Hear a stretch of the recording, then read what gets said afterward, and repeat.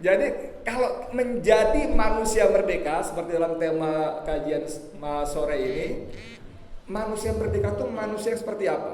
Tadi manusia merdeka itu manusia yang bebas, yang tidak menjadi hamba, tidak menjadi dijajah oleh orang lain. Nah, apakah kalau kita menjadi manusia Indonesia sudah benar-benar merdeka?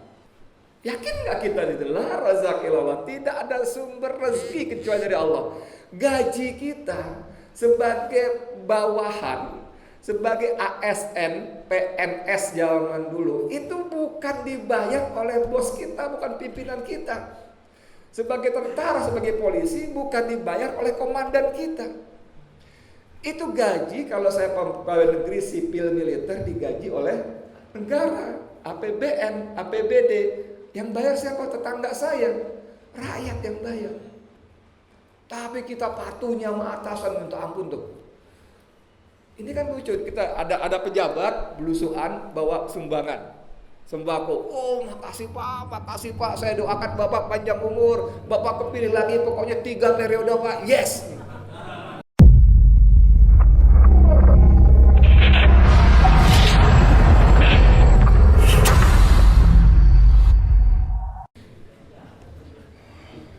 Bismillahirrahmanirrahim. Assalamualaikum warahmatullahi wabarakatuh.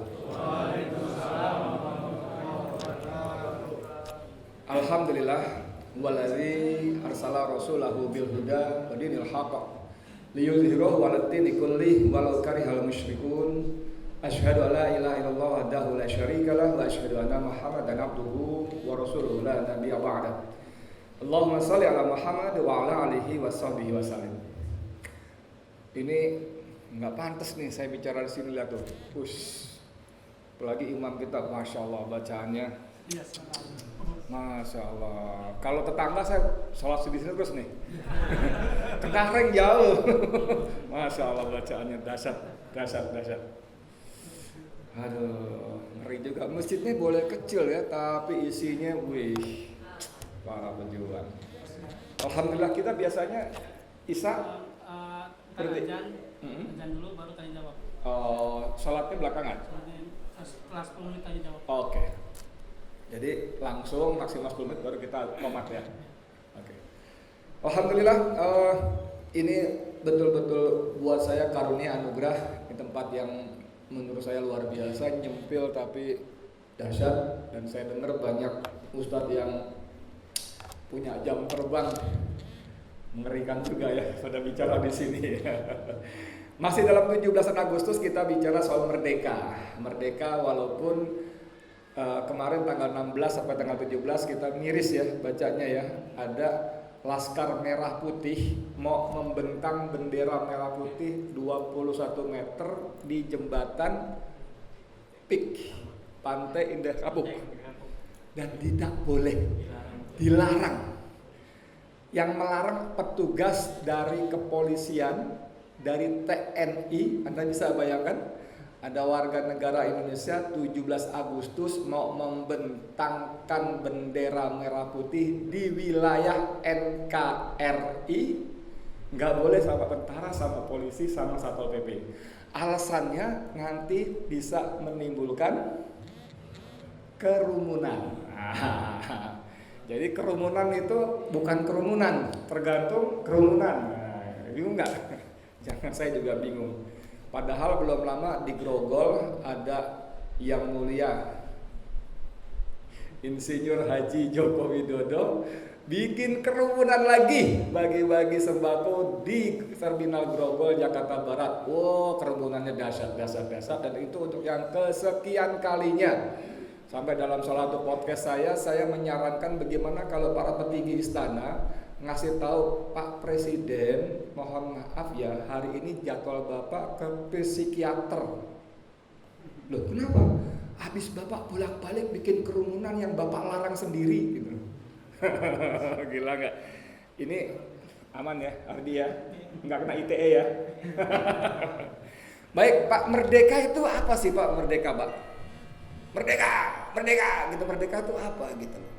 Tadi sempat ambil nunggu siap-siap, saya buka kamus bahasa Indonesia. Merdeka itu bebas dari perhambaan, penjajahan, dan sebagainya. Merdeka juga bisa berarti berdiri sendiri. Jadi bebas, tidak menjadi dalam perhambaan, penjajahan, dan sebagainya. Jadi harusnya orang Indonesia yang sudah 76 tahun merdeka betul-betul bebas. Tapi ini boro-boro bebas dari penghambaan dan penindasan. Nulis gambar di tembok aja nggak boleh. Nggak boleh. Dan yang lucu lagi, polisi memburu pelukis mural, sementara koruptor nggak apa-apa. Jadi kita hidup di sebuah negara yang menulis, berekspresi menjadi diburu polisi, sementara korupsi menjadi budaya. Selamat datang di Indonesia tercinta. Nah, jadi kalau menjadi manusia merdeka seperti dalam tema kajian sore ini, manusia merdeka itu manusia yang seperti apa? Tadi manusia merdeka itu manusia yang bebas, yang tidak menjadi hamba, tidak menjadi dijajah oleh orang lain. Nah, apakah kalau kita menjadi manusia Indonesia sudah benar-benar merdeka? Saya cerita sedikit begini. Waktu saya masih di kementerian, saya pernah jadi pejabat pemerintah. Mobil saya platnya merah. Kartu nama saya atasnya ada Garudanya. Edi Mulyadi, ada Garuda Pancasilanya. Itu saya pernah dalam asar, kalau nggak salat asar, di tiap lantai kantor saya itu ada musola. Waktu itu kalau nggak salah cuma bertiga. Saya jadi imam, satu orang satpam, satu orang pejabat eselon 2, setingkat direktur. Udah komat, takbir, Allahu Akbar. Lalu kayaknya Al-Fatihah belum selesai deh. Di belakang saya kantongnya bunyi handphonenya. Bunyi, dia angkat. Diangkat. Iya Pak. Oke Pak, siap Pak. Kesana sekarang Pak. Tutup, dia batal. Dia jawab telepon udah batal kan. Dia tergih, ninggalin sholat, nyamperin bosnya. Stop nggak? Ini kita bicara apakah orang seperti ini merdeka gitu loh. Bahkan untuk keperluan yang sangat pribadi pun dia bisa kalahkan karena dia merasa di bawah, ya kalau penghambaan nggak enak ya, di bawah perintah. Di bawah perintah. Nah, orang-orang merdeka ini Allah udah kasih cara kalau mau merdeka. Kalau betul-betul merdeka, itu ingat nggak surat-surat R.A. Kartini dengan Kiai Darat, Kiai Haji Darat. Kiai Haji Darat itu seorang ulama yang datang dari Semarang. Semarang itu namanya kalau kayak di kita ada Cengkareng, ada Rawabuaya gitu ya. Kiai Soleh Darat, betul, Kiai Soleh Darat. Kiai Soleh Darat. Jadi ulama ini biasa datang ke rumah bapaknya si R.A. Kartini, Bupati Rembang, ngasih pengajian keluarga. Dan ketika itu dia bahas Al-Fatihah, dia terjemahkan. Buat Kartini itu suatu yang menakjubkan, karena adat di masa itu Al-Quran tidak boleh diterjemahkan. Nggak boleh, Al-Quran terlalu suci untuk dibahasa Jawakan. Gitu loh. Tapi begitu Kiai Soleh Darat memberikan kajian soal Al-Fatihah, setelah kajian R.A. Kartini minta ketemu dengan Kiai Soleh Darat dan minta, Kiai, saya baru tahu Al-Fatihah itu begitu luar biasa, begitu dahsyat. Karena selama ini kita tidak boleh tahu, tidak boleh terjemahkan. Bagaimana mungkin Al-Quran akan menjadi sebuah petunjuk kalau kita tidak paham. Akhirnya dia minta Kiai Soleh Darat untuk menerjemahkan Al-Quran 30 juz. Dan tidak selesai karena beliau keburu meninggal, dan buku itu menjadi hadiah perkawinan R.A. Kartini.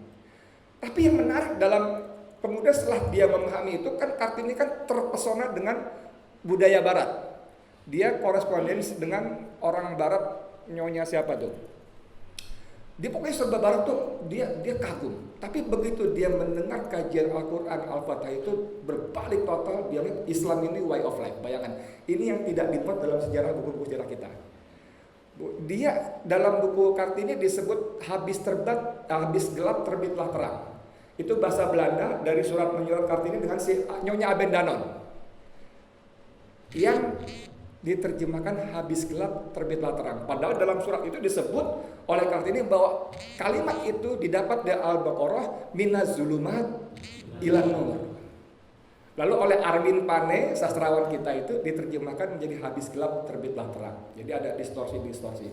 Dan dalam salah satu korespondensi dia mengatakan bahwa menjadi sekarang setelah dia tahu cita-cita terbesar saya adalah menjadi hamba Allah. Dasar gak? Seorang Kartini yang digambarkan sekuler, yang digambarkan gak pakai jilbab, yang digambarkan memperjuangkan emansipasi wanita, ternyata dalam surat Al-Qur'an kata cita-cita terbesar saya setelah dia mendapat kajian apa itu adalah menjadi hamba Allah. Kenapa? Karena menurut Kartini, ini masuk betul dalam kajian kita, hanya hamba Allah yang benar-benar merdeka. Benar-benar merdeka karena dia menjadi hamba Allah, sesuatu yang layak menjadi tuannya. Hamba tuan, hamba majikan, budak tuan.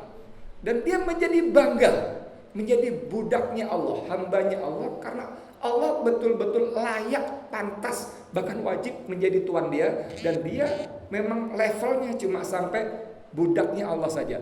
Kalimat berikutnya, tidak menjadi budak apapun dan siapapun. Jadi cerita tadi sebagai pengantar pejabat eselon 2, saya membayangkan, Masya Allah, ini manusia ketika berhadapan dengan Tuhannya pun dia kalahkan untuk melayani atasannya, untuk melayani atasannya. Tugas budak kan melayani, tugas hamba kan melayani tuannya. Tugas hamba itu adalah menaati perintah tuannya, tidak berani melanggar larangan yang telah ditetapkan tuannya, itu hamba. Dan buat Kartini, cita-cita terbesar dia menjadi Abdullah, hamba Allah. Nah, kita beruntung Allah beri kita hidayah. Walaupun sebagian besar dari kita, saya kira ya, ini kan Islamnya keturunan ya, bapak ibu kita, nenek kita keturunan. Saya nggak tahu, mungkin ada beberapa yang mualaf di sini, nggak tahu. Tapi itu keturunan. Tapi buat kita ini anugerah. Makanya kalau kita suka dengar ada acara MC atau penceramah, suka mendahului kalimatnya, mari kita bersyukur kepada Allah atas begitu banyak nikmat yang Allah karuniakan pada kita, kesehatan, bla bla bla bla bla. Terutama apa dia bilang biasanya? Nikmat iman, nikmat Islam. Ini semestinya bukan lip service, kan? Bukan kata orang Jawa lamis gitu, cuman menanam tebu di bibir, kata orang Melayu ya. Bukan formalitas, bukan normatif, bukan cuma apa sih? Ya formalitas, bukan. Ini iman dan Islam itu nikmat yang sangat besar, yang harus betul-betul kita syukuri. Karena dengan nikmat iman dan Islam itu kita selamat. Ulama bilang apa? Miftahul jannah. Miftahul jannah. Halo? La ilaha illallah. Kunci surga itu la ilaha illallah. Kalau mau masuk surga, berla ilaha illallah. Enggak bisa, enggak. Anda boleh jadi orang kaya, orang dermawan, dikenal seluruh negeri. Oh, Pak Anu dermawan. Kalau ada musibah dia paling duluan bantu. Tetangga kebakaran dia bantu. Oh, semua dibantu. Ada musibah pokoknya dia bantu. Sumbangannya kemana sama. Tapi kalau bukan dasarnya iman, mohon maaf. Di mata Allah seperti pasir di atas batu di siang yang panas. Al-Quran bilang begitu ya. Pasir di atas batu di siang panas, angin yang kencang. Ada apa sisanya? Nggak ada. Nggak ada. Sia-sia belaka. Lampu ini kudarullah dengan izin Allah, ini ditemukan oleh seorang yang bernama Thomas Alva Edison, yang kemudian dia bikin usaha namanya GE, General Electric. Oh, ini jasanya luar biasa nih, kalau ngomong Islam jariahnya luar biasa, walaupun secara bisnis sangat dahsyat ya. Tapi di mata Allah, mohon maaf, dia bukan seorang yang berla ilaha illallah. Lu nggak adil dong, agama lu nggak adil dong. Masa ada orang berbuat baik buat kemanusiaan, menghibahkan hidup dan hartanya untuk kemanusiaan, masa nggak berarti? Masa nggak masuk surga? Nggak adil banget agama lu. Oh, gitu kan. Sementara orang Islam kerjaannya bekelain dulu, bekelain terus berantem lu. Ada ribut usoli lah, ada ribut nggak nyunah lah, ada segala macam lah. Ada yang bilang demo itu nggak nyunah, halal darahnya. Wih, ngeri sekali. Ada loh ustaz yang begitu, viral juga loh. Ngeri bos, kita ribut sama kita. Ini ada orang jelas-jelas beramal.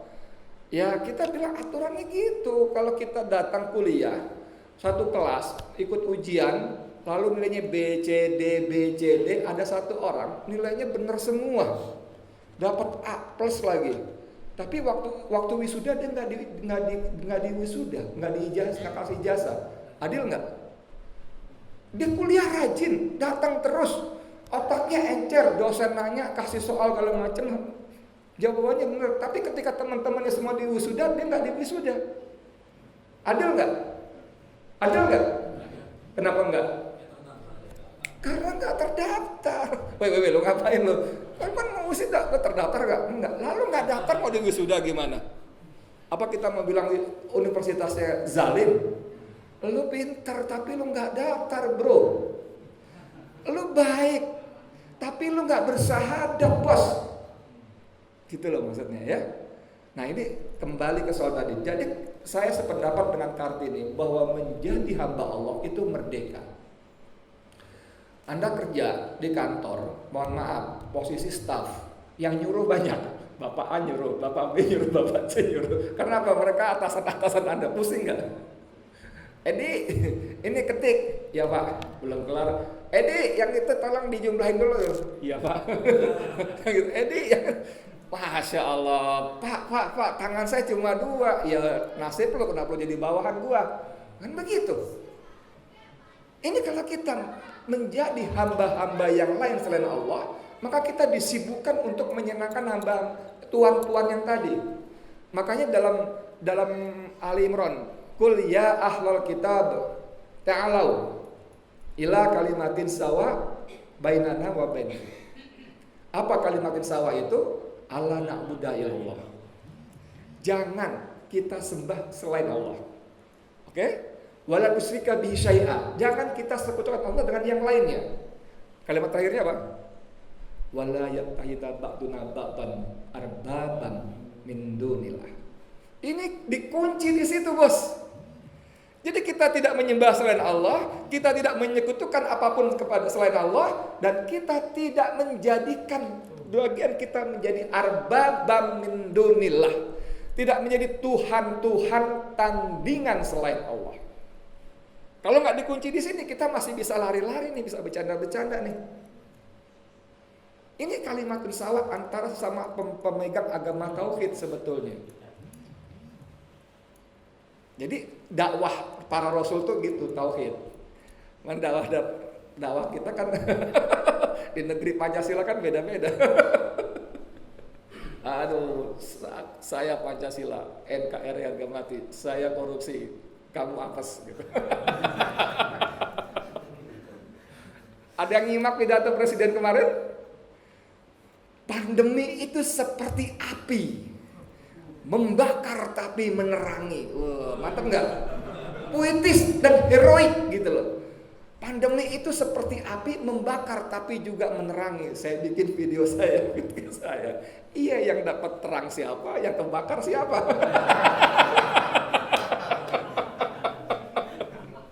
Yang kebakar gua, kata rakyat, yang terang lo sama gerombolan lo. Gitu memang gila loh. Iya, rakyat kan kebakar. Di PHK meninggal 118.384 per tanggal 16. Sekarang udah 2 hari, nambah lagi tuh pas itu. Meninggal, Bos. Dan pidato yang 17 halaman itu tidak ada satu kata maaf. Jangan salah, Pak. Nggak ada kata maaf. Dia memuji-muji bahwa pandemi telah meningkatkan pelayanan kesehatan kita. Padahal rumah sakit pontang-panting, dokter sampai teler, bahkan yang mati lebih dari 300. ICU penuh, kamar-kamar penuh, oksigen kosong, tapi dia bisa puji mengatakan bahwa peningkatan pelayanan kesehatan ketika pandemi. Wah, dahsyat. Jadi siapa yang kebakar, siapa yang terang. Memang kalau kebakaran jadi terang kan? Tapi yang kebakar siapa yang terang siapa? 1.035 triliun, Pak, anggaran untuk COVID tahun 2021. 2020 1035 triliun. Kita nggak tahu tuh uang kemana, dibeliin apa, dari perusahaan yang mana, kenapa dikasih ke dia, alasannya apa, nggak pernah tahu kita. Kita dapat 300.000 satu bulan, dicicil satu keluarga. Lalu kita dituduh nggak taat prokes, nggak disiplin. Kita dibentak-bentak sama Satpol PP sama polisi, dagangan diobrak-abrik. Ada wali kota di Payakumbuh bilang yang ditertibkan itu kerumunan, bukan pedagang. Ini pedagang diobrak-abrik, gila nggak? Anda bisa bayangkan nggak? Itu duit segitu-gitunya dibeliin sayuran, beliin apa buat dagang, dia berharap ada untung seperak, 2 perak istilahnya kan. Belum laku dia ambil, diobrak-abrik, diacak-acak. Kebakar kan rakyat. Tapi bagian belah sana dapat 10.035 triliun. Bapak tahu duit kalau triliun-triliun itu ke apa? Ketika ada prank Aki Ditio nyumbang 2 triliun, itu di grup-grup WA ditulis tuh bagaimana 1 triliun rupiah kalau 100.000 per lembar tuh segini, satu bendel itu 10 juta, tebalnya 1 cm, maka diperlukan sekian kilometer. Kalau dijajar sekian kilometer persegi itu udah 1 triliun. Ini kalau 1035 triliun kayak apa? Ya alhamdulillah sih jam mas ini ya paling duitnya paling cuma 10 miliaran ya paling ya. Nggak sampai triliun ya.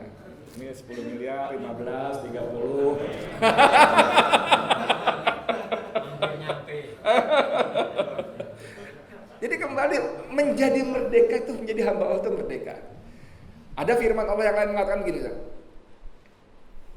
innalladzina qalu rabbunallah. Sesungguhnya orang-orang yang menyatakan Rabb kami Allah. Artinya dia hanya menuhankan Allah. Dia mengaku menjadi hamba Allah. Dia mengaku hanya menjadi budak Allah. Tsumastaqamu, kemudian mereka beristiqomah dengan pernyataannya itu. Tatanazzalu alaihimul malaikah alla takhafu wa la tahzanu. Maka orang-orang itu akan Allah kirimkan malaikat yang akan membisikkan kepada dada dia, kepada pikiran dia, kepada seluruh jiwa dia, jangan takut, jangan sedih. Bagaimana orang bisa takut dan sedih dalam arti yang berlebihan ya? Takut sedih normal. Wala nabluwannakum bisyai'in min aufi wal ju' wal akbar naksin minal amwal wal samaras basir sabirin, kan begitu kalau Al-Baqarah 155 ya. Normal kita kehilangan orang kita cintai, sedih ya, kita takut normal. Tapi dalam konteks ini jangan takut, jangan terlalu berlebihan, jangan sedih berlebihan. Kenapa? Oh, nahnu auliyaukum dalam ayat berikutnya kan, kami yang menjadi pelindung orang-orang ini. Orang-orang ini yang langsung dilindungi Allah.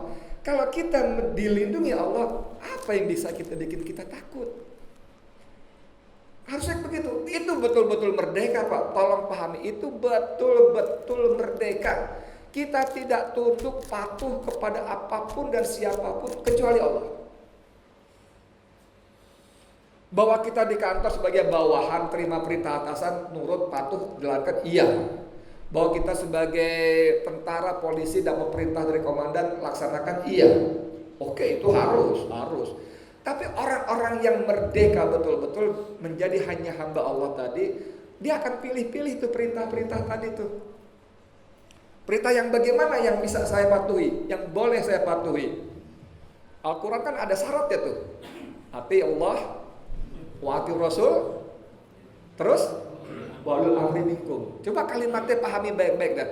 Ketika Allah memerintahkan kita ati Allah, taat kepada Allah, ada atiu. Taat kepada Rasul, ada atiu lagi, diulang. Tapi begitu perintah taat kepada pemimpin, kalimatnya wa ulil amri minkum, enggak pakai atiu. Artinya taat kepada Allah, taat kepada Rasul mutlak. Harga mati, mutlak, tanpa syarat. Samina watana, Saya dengar, saya taat. Bukan nggak boleh. Oke, saya taat, saya ikuti perintah Allah, tapi saya ikuti sunnah Rasul kalau nggak boleh. Nggak pakai tapi, nggak pakai kalau. Jika nggak boleh. Kalau persoalan kita nggak mampu, lain lagi. Itu bukan karena tapi, bukan karena jika, gitu loh. Itu nggak mampu, lain lagi. Mungkin karena masalah-masalah yang memang di luar kemampuan kita. Ada ayat-ayat, ada perintah-perintah yang baru bisa dilaksanakan secara jama'i, bahkan oleh kekuasaan. Islam memerintahkan potong tangan kepada pencuri yang terbukti dengan kadar tertentu, oke? Ini jamaah Nurul Yakin nih udah bagus nih, akidahnya bagus, dipimpin oleh beliau, kajiannya mantap, tiba-tiba ada jamaah yang khilaf, ambil handphone jamaah yang lain dan terbukti handphonenya mahal 17 juta lagi. Lalu karena ini jamaah yang taat, putuskan nama beliau, potong tangan, jebret. Berani? Bisa? Halo? Jadi ada perintah-perintah yang baru bisa dilaksanakan dengan syarat-syarat tertentu. Gitu, Bos. Kalau beliaunya potong tangan, urusan sama Polsek Tanah Abang. Gitu ya. Nah ini, jadi kalau kita nggak melaksanakan perintah Allah karena ada kondisional syarat-syarat tertentu yang belum terpenuhi. Nah ini kalau kita hanya menjadi hamba Allah, Allah turunkan malaikat Allah takhafu wa la tazanu. Nggak mungkin kita ketakutan berlebihan. Kopral, Sersan, laksanakan ini. Siap komandan, mohon maaf komandan. Perintah belum bisa dilaksanakan. Kenapa? Bertentangan dengan Allah dan Rasulnya. Keren nggak? Anda bisa bayangkan begitu? Ada polisi tentara yang bilang, siap komandan, tapi mohon maaf perintah belum dilaksanakan. Seru kan? Ada yang seperti itu. Dan orang ini merdeka saja. Orang suka bilang, lu sih enak ngomong jebret, jeblak-jebluk aja, asal goblek, nggak patuh. Iya, lu dewa pengangguran nggak punya atasan, enak aja lu. Gitu. Nggak punya pimpinan. Gue kerja punya atasan di kantor, di kesatuan. Kalau gue nggak ikutin, nanti gue kena sanksi dong. Kalau gue nggak patuhi, gue kena marah dong. Bahaya. Kalau gue tentara polisi, gue bisa ditampol sama komandan gue, dipukul, ditendang. Kalau gue yang lainnya, gue bisa minimal nggak turun bonus. Nggak turun bonus. Atau bukan paling topnya lagi bisa dipecat. Kalau gue dipecat nggak punya kerjaan lagi. Kalau nggak punya kerjaan, gue nggak bisa punya penghasilan lagi. Kalau nggak punya penghasilan, gue mau ngasih makan anak bini gue apa? Lu enak ngomong begini begitu. Orang-orang yang menjadi hamba Allah, yang istiqomah, qalu rabbunallah tsumma istaqamu, ketakutan semacam ini bisa dia tepis, bisa dia singkirkan. Karena dia paham betul begitu dia berla ilaha illallah, itu dengan segala konsekuensinya. Saya di kebun pala ini dulu ngaji tahun 80-an kan ada la ilaha illallah, berarti antara lain la razak illallah. Yakin nggak kita itu la razak illallah, tidak ada sumber rezeki kecuali dari Allah. Gaji kita sebagai bawahan, sebagai ASN, PNS zaman dulu, itu bukan dibayar oleh bos kita, bukan pimpinan kita. Sebagai tentara, sebagai polisi, bukan dibayar oleh komandan kita. Itu gaji, kalau saya pegawai negeri sipil militer digaji oleh negara, APBN, APBD. Yang bayar siapa? Tetangga saya, rakyat yang bayar. Tapi kita patuhnya sama atasan, minta ampun tuh. Ini kan lucu, kita ada pejabat belusuan bawa sumbangan sembako. Makasih Pak, saya doakan Bapak panjang umur, Bapak kepilih lagi, pokoknya 3 periode Pak, yes.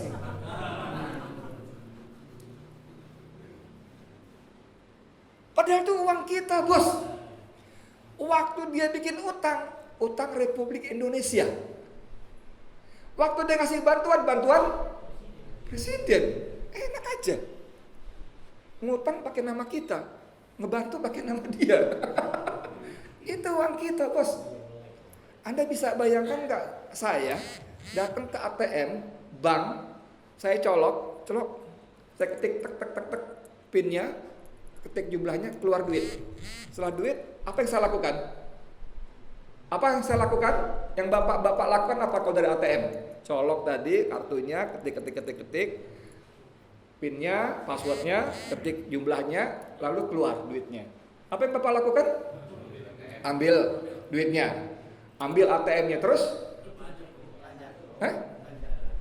bapak keluar dari ruangan itu kan, mau belanja, mau ngapain ya? Nggak pernah tuh ada orang ketik ATM colok, makasih ATM ya, makasih ya. Ada gitu? Makasih Pak, makasih ATM ya. Enggak lah, duit lo kenapa makasih gitu loh. Bahwa kita berterima kasih ada orang nganterin, iya. Bahwa kita berterima kasih ada orang yang mengalokasikan anggaran itu, iya. Tapi please jangan suka menjadi bablas. Anda tahu di grup-grup WA saya nggak tahu siapa yang masukin, saya masuk ke grup yang namanya seru sekali. Judulnya Halaqah Nusantara, betul nggak? Keren nggak? Keren. Halaqah Nusantara. Saya banyak ratusan grup dan nggak tahu siapa yang masuk saya, tapi salah satunya Halaqah Nusantara. Saya nggak pernah baca grup semua itu kecuali ngirim-ngirim aja, ngaku ya. Satu ketika saya baca isinya, ngeri sekali. Semua orang yang berseberangan dibilang Kadrun Edi. Kadrun Edi. Itu dia bilang ini kadrun itu setiap hari ngeritik Jokowi, tapi dia masuk tol Jokowi, tapi dia naik masuk ke bandara Jokowi, tapi dia semuanya dibilang Jokowi. Tol Jokowi, bandara Jokowi, waduk Jokowi, pasarnya Jokowi. Ini orang dengkul isinya apa ya, salah ya? Kepala isinya apa gitu loh. Edan ya. Kayak kemarin kita ribut-ribut 0102. Yang pilih 02 nanti pulang kampung nggak boleh lewat tol Jokowi. Idi. Dumbunya super. Nah gitulah maksud saya. Jadi kita mesti proporsional. Begitu kita menjadi hamba Allah, semua itu bisa tertepis. Kan pertanyaannya, kalau kita takut atas kemarahan pimpinan, kita takut sanksi dari bos, kita takut hukuman dari komandan, sampai kita takut kehilangan pekerjaan. Kok ketakutan seperti itu yang tadi saya jelaskan, bahwa gaji yang kita terima itu bukan dari kantong dia, bukan dari APBN, dari tetangga kita, dari kita sendiri. Ngutang juga gitu loh. Tapi kok kita nggak pernah berpikir sebentar, kok gue takut banget ya sama hukuman sanksi dari bos gue ya, pimpinan gue, atasan gue ya. Kok gue nggak pernah takut sama sanksi, hukuman, kemarahan dari Allah Subhanahu wa Ta'ala? Kenapa ya? Kenapa gitu loh? Apa yang terjadi sampai seperti itunya gitu loh? Salahnya di sebelah mana gitu? Salahnya sebelah mana? Padahal kalau kita benar-benar istiqomah itu, tahu istiqomah ya? Tahu dong? Apa istiqomah? Teman saya bilang istiqomah ikatan suami takut kalau di rumah. Takut istri kalau di rumah, kalau 3 langkah dari pintu, wah liar lagi. Istiqomah konsisten, komitmen. Kalau udah bilang janji A, dia akan penuhi A itu. Dia sudah berjanji, sudah berikrar akan lain. Makanya kalimat syahadat ini luar biasa. Allah ingin kita menafikan dulu, la ilaha, ditafikan dulu, ditolak semua, dinafikan dulu semua. Bukan, nggak ada Tuhan tuh nggak ada, bukan Tuhan gitu, illallah, kecuali Allah. Jadi Allah ajarkan struktur bahasanya begitu, bukan kita diminta mengakui Allah kemudian menolak yang lain, tidak. Semua bukan Tuhan kecuali Allah. Ini penting sekali, penting. Kalau kita buka di At-Taubah ayat 24, Qul in kana aba'ukum wa abna'ukum wa ikhwanukum wa asyiratukum wa azwajukum wa amalun iktaraftumuha wa tijaratan kasaudaha.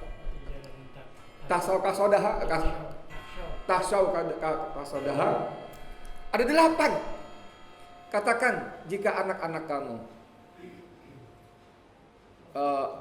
bapak-bapak kamu, anak-anak kamu, keluarga kamu, istri-istri kamu, saudara kamu, harta perniagaan yang kamu takuti kerugiannya, rumah-rumah tinggal yang kamu cintai.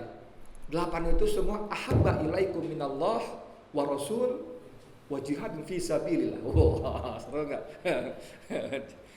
Kalau 8 itu kamu lebih cintai daripada Allah, Rasul dan jihad di jalan Allah, fatarabbasu hatta ya'ti Allah bi amri. Sungguhlah sampai Allah memutuskan keputusannya. Azab. Allahu la yahdil qaumal fasiqin. Jadi Allah sebagai pencipta kita, Allah tahu betul, paham betul bahwa kita punya kecenderungan untuk menuhankan yang lain selain Dia. Allah paham betul, sangat paham, ngerti betul, jauh lebih paham daripada kita sendiri. Allah tahu minimal ada 8 tadi, mewakili masing-masing tadi. Ini potensi menjadi Tuhan-Tuhan tandingan selain Allah. Yang 8 itu di luar itu, kebayang gak ada yang namanya hobi bisa jadi Tuhan? Saya sampai sekarang masih pulang malam dan sampai rumah biasanya jam 10 jam 11 itu saya di Cengkareng lewat Dan Mogot, lalu ke kiri ada Cengkareng Drain, banjir kanal barat. Oke, itu lega. Itu Pak, setiap malam jam 11-an itu orang begini. Dan dahsyatnya hujan deras. Dahsyat.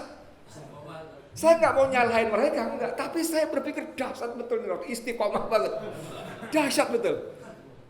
Mungkin ketika berangkat, bininya bilang, Pak, hari ini nggak usah berangkat dulu mancing ya.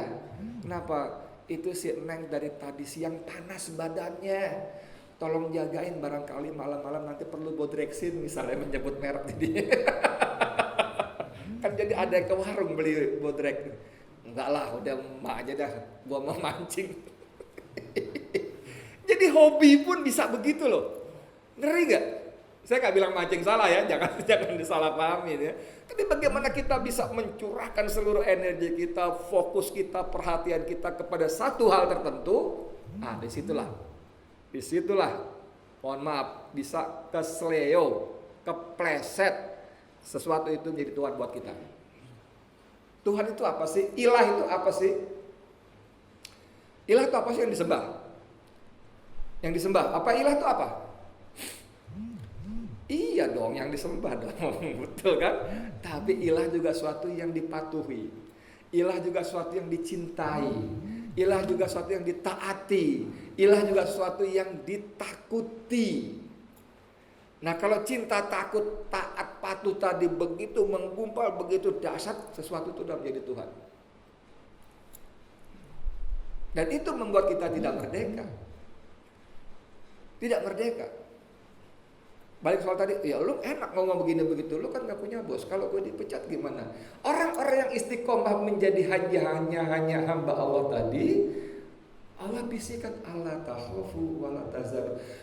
Pak, gini loh ya. Ini kalau kita punya, sering gak kalian begini, lu jangan ribut sama dia deh. Kenapa? Dia ponakannya Kapolres. Suka kayak gitu? Udah deh kalau urusan sama dia, udah ngalah aja. Kenapa? Dia iparnya Kapolda, serem nggak? Kalau bisnis jangan lawan dia. Kenapa? Dia adiknya menteri, pasti tendernya menang dia. Jadi Kapolda, Kapolres, menteri, presiden segala macam menjadi backing.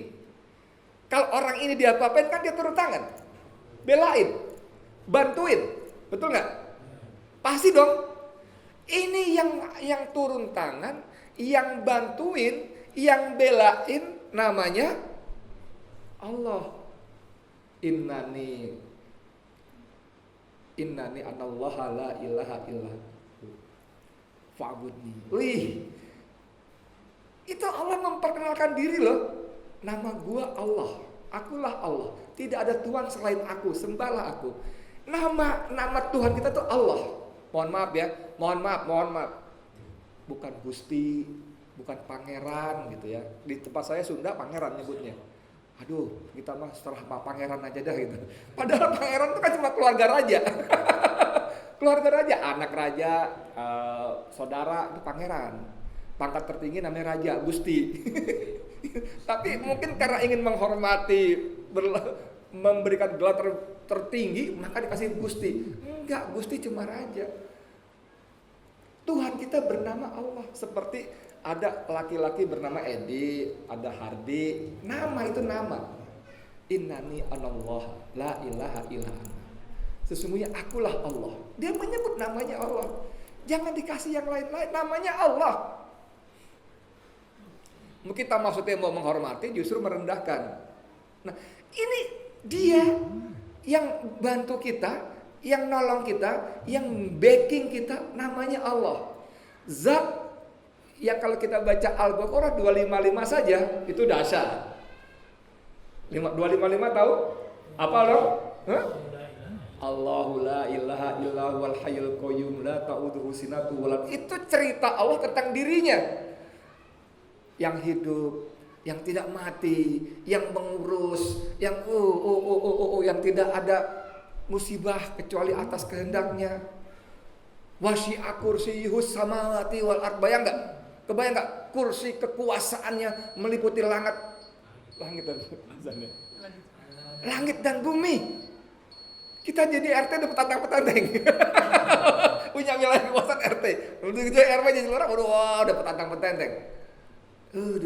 Ini kekuasaannya meliputi langit dan bumi, wala ya'uduhu hifdhuhuma. Dan dia tidak merasa kerepotan mengurus keduanya. Enggak repot.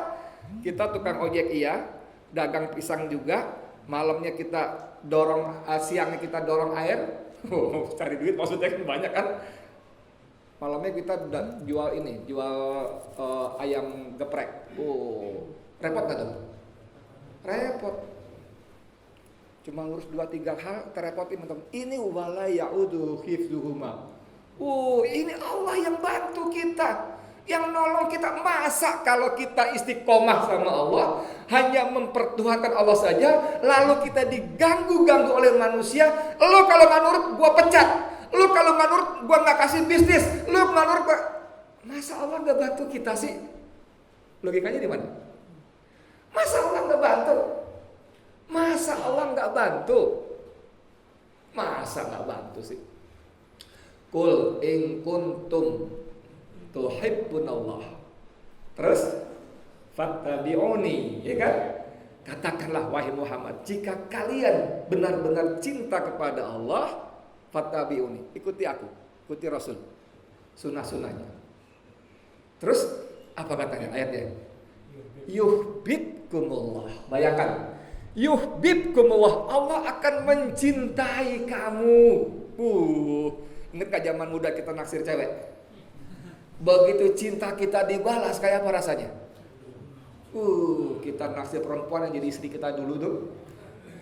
Dek, aku padamu loh. Apa bang? Aku padamu. Ya apa bang? Aku padamu dek. Ya bang, aku juga bang. Waduh, berbunga-bunga. Ini yuhibbukumullah, Allah balas cintamu. Allah balas, Allah mencintai kita. Enggak mungkin Allah akan menelantarkan kita, enggak mungkin. Azan. Tapi sampai di mana keyakinan kita itu masalahnya? Secara akal sehat, pinjam istilah Rocky Guru, secara akal sehat itu bukan dungu. Enggak mungkin Allah akan telantarkan kita kalau kita mencintai Allah. Allah cinta kita. Allah bantu kita, nahnu auliyaukum, aku yang melindungi mereka, kamu. Kalau dipecat gimana? Lahu maqalidus samawati wal ardh. Kan gitu kan.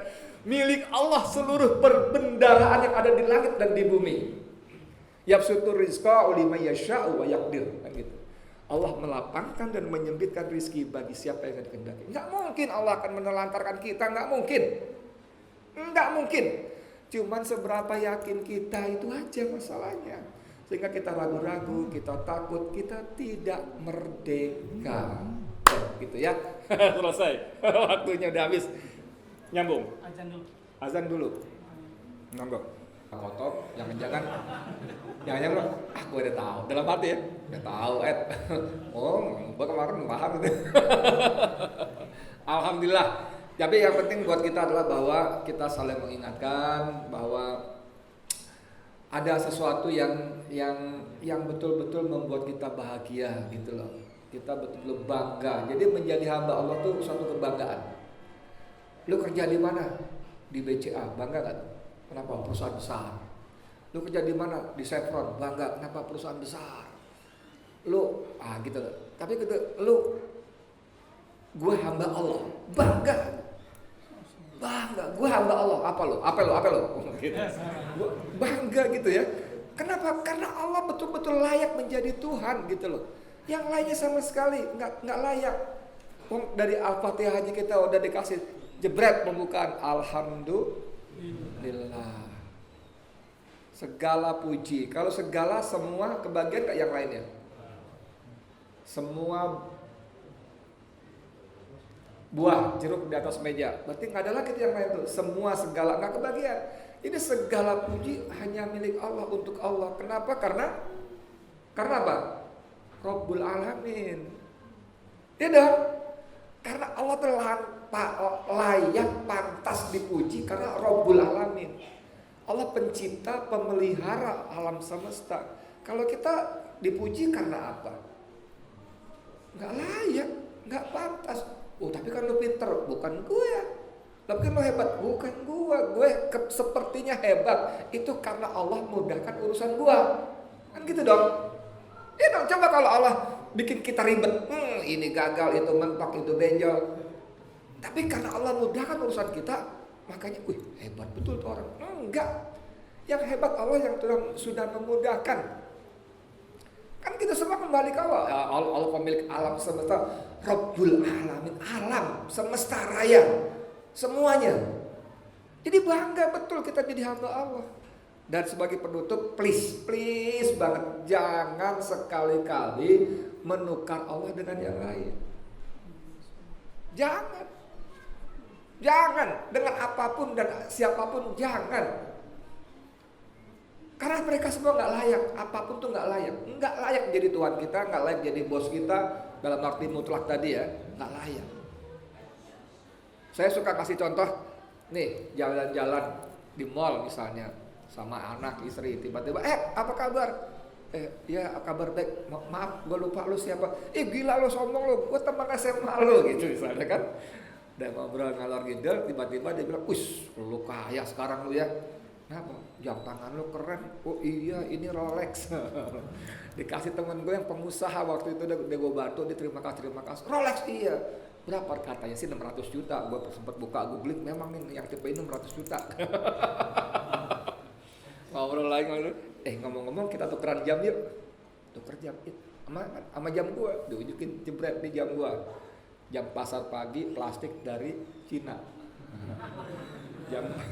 Jam Cina plastik beli di pasar pagi. Itu berapa harganya? 50.000. Lo gila lo ya. Jam 50.000 dari Cina plastik, mau nuker sama jam gue Rolex 600 juta. Gila lo ya gitu. Tapi kan ngobrol, udah setuju deh tuker. Yang denger cerita ini akan bilang Edi Mulyadi gimana tuh? Ya ampun lu goblok. Gak ada orang segoblok lo gitu kan. 600 juta ditukar 50.000 jam. Nah itu Bapak yang saya mau bilang, bahwa kalau kita nuker jam seperti itu dia goblok banget. Kegoblokan apalagi yang bila kita lakukan menukar Allah dengan Tuhan-Tuhan yang lainnya. Astagfirullahaladzim, nauzubillah min dzalik. Ya itu aja simpulannya. Mohon maaf kurang lebih kalau ada yang salah dari saya. Kalau ada yang bagus, ada yang benar cocok, itu dari Allah buat kita semua. Insyaallah, amin ya. Bila itu, assalamualaikum warahmatullahi wabarakatuh.